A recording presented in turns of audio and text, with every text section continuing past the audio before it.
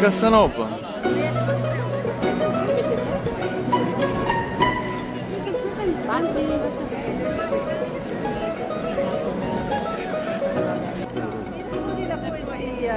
La poesia del Casanova che ama tutte le donne e com'è la poesia?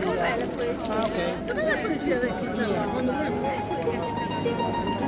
Ma è lui Casanova? No, è lui, è lui. È lui? Chi è Casanova? Allora mi spieghi questa associazione.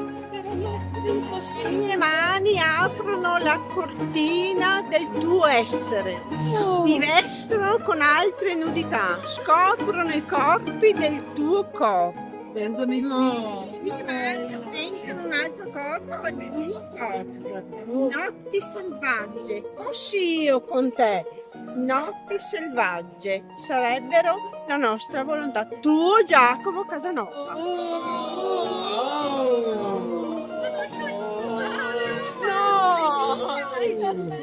Bellissimo! Che frasi!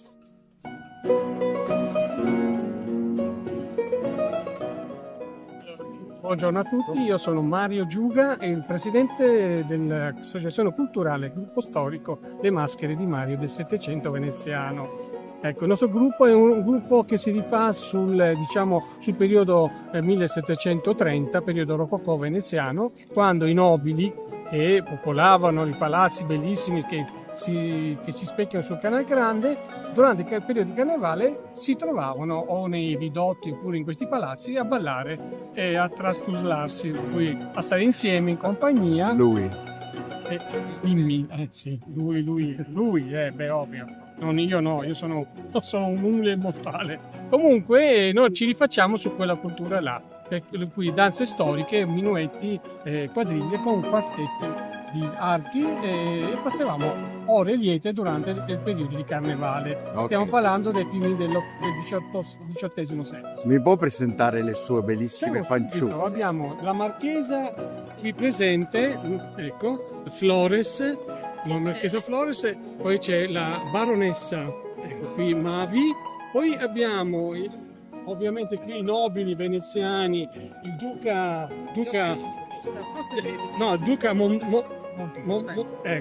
Montagnier e il conte, ecco là, Gelsomino, e poi c'è la marchesa